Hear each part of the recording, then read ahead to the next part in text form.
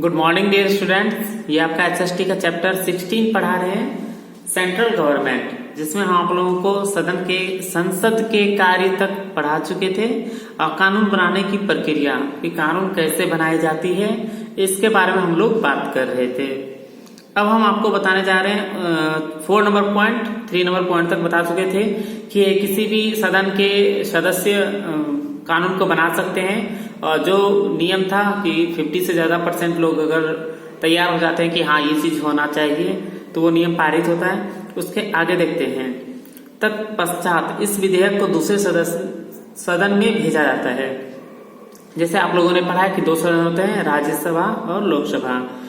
अगर राज्यसभा के सदस्य ने कानून बनाया है तो वो लोकसभा में भेजा जाता है। अगर लोकसभा के सदस्य ने कोई कानून बनाने की अनुमति नियम लगाया कि ये कानून होना चाहिए देश में तो वो राज्यसभा में भेजा जाता है। यहाँ पर पहले जैसी प्रक्रिया पुनः दोहराई जाती है। जो पहले प्रक्रिया हम आपको बता चुके हैं वो सब प्रक्रिया पुनः दोहराई जाती है दूसरे सदन में भी। उस सदन द्वारा पास होने पर विधेयक को राष्ट्रपति की स्वीकृति के लिए भेज दिया जाता है। जैसे दोनों सदन में अगर स्वीकृति मिल जाती कि हाँ ये नियम लगना चाहिए तो उसके बाद राष्ट्रपति के पास स्वीकृति के लिए भेज दिया जाता है। राष्ट्रपति इसमें किसी परिवर्तन का सुझाव दे सकता है। अगर राष्ट्रपति की इच्छा हो तो वो परिवर्तन का सुझाव दे सकता है। अगर वो कोई सुझाव नहीं देता है तो विधेयक पर हस्ताक्षर कर देते हैं कि इसमें कोई नियम लागू नहीं होना चाहिए कि सही है, तो उसमें वो हस्ताक्षर साइन कर देते हैं कि हाँ ये सही है। इस प्रक्रिया के पूर्ण होने पर कोई विधेयक कानून अथवा अधिनियम का रूप धारण कर लेता है। इस प्रक्रिया के पूर्ण होने पर क्या होता है कि कोई भी विधेयक जो है कानून का रूप धारण कर लेता है कि हाँ अब ये कानून लगने वाला है, ये होने वाला है।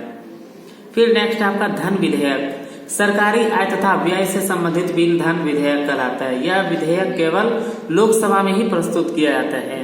ये धन विधेयक जो है ये सिर्फ लोकसभा में ही प्रस्तुत होता है, राज्यसभा में नहीं होता है। और ये आय व्यय से मतलब सरकारी आय व्यय जैसे अर्थव्यवस्था होता है तो उस पे ये लागू होता है, उससे संबंधित होता है ये। नेक्स्ट है आपका अल्प कार्य,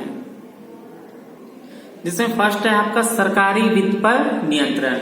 संसद देश के धन की संरक्षण है।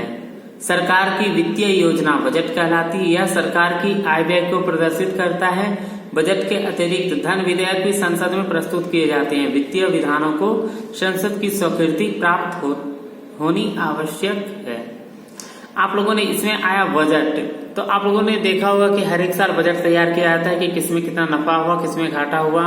जैसे रेल किराया किस चीज में किस सामान के मूल्य में वृद्धि होगी, किसके मूल्य में कमी होगी, रेल किराया बढ़ेगा या हवाई किराया क्या होगा, तो ये सब बजट पे होता है। जिसमें संसद जो है देश के धन की संरक्षण है। संसद जो है वो देश का जो धन होता है उसका संरक्षण करता है। सरकार की वित्तीय योजना बजट कराती है, जो वो योजना तैयार करते हैं बजट कराती है।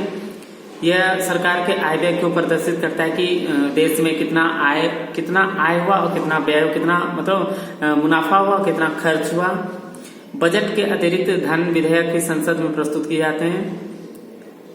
वित्तीय विधानों को संसद की स्वीकृति प्राप्त होनी आवश्यक है। तो इसका मतलब है कि जैसे रेलवे में मुनाफा हुआ या घाटा हुआ, क्या हुआ कि आपका रेलवे का बजट कैसा है। साल भर का बजट तैयार करते हैं कि ये चीज होना चाहिए, किराए में वृद्धि होगी या कमी होगी, ये बजट पे ही निर्भर है।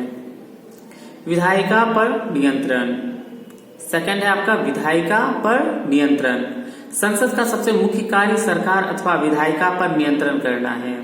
संसद का मुख्य कार्य क्या होता है तो सरकार पर या विधायिका पर नियंत्रण करना होता है। अपने समस्त कार्यों के लिए विधायिका संसद के प्रति उत्तरदायी होते हैं। सांसद किसी भी विभाग के कार्यकलापों के विषय में प्रश्न पूछ सकते हैं। उस विभाग से संबंधित मंत्री को सब प्रश्नों का उत्तर देना होता है। सांसद किसी भी विषय पर सरकार का ध्यान आकृष्ट कर उस पर तुरंत कार्यवाही की मांग कर सकता है। वो किसी भी मंत्रालय के विरुद्ध अविश्वास प्रस्ताव रख सकते हैं अगर वह प्रस्ताव स्वीकृत हो जाता है। तो समस्त मंत्री परिषद को त्यागपत्र देना पड़ता है यदि कोई सरकारी महत्वपूर्ण प्रस्ताव अथवा बिल सदन में अस्वीकृत हो जाता है। तो समस्त मंत्रिमंडल को त्याग देना होता है। इससे स्पष्ट होता है कि संसद विधायिका पर नियंत्रण रखती है और जनता के हितों की रक्षा करती है। इसका मतलब है कि संसद का कार्य होता है कि विधायिका पे वो ध्यान रखे, नियंत्रण रखे। जैसे सरकार अपना काम कर रही है, नहीं कर रही है, क्या कर रही है सरकार, ऐसा नहीं कि सरकार अपने मन से कुछ काम करे, रेलवे घाटा में जाए, मुनाफा में जाए, ऐसा ना हो। इसके लिए वो सांसद पूरी तरीके से निगरानी में रखती है। और अगर ऐसा कुछ होता है कि मंत्रिमंडल अगर अपने कार्य के प्रति उत्तरदायी नहीं होते हैं, अगर उनसे कुछ क्वेश्चन किया जाता है कि ये घाटे में क्यों जा रहा है या इसका क्या कारण था, अगर वो जवाब नहीं दे पाते तो उनको इस्तीफा भी देना पड़ता है।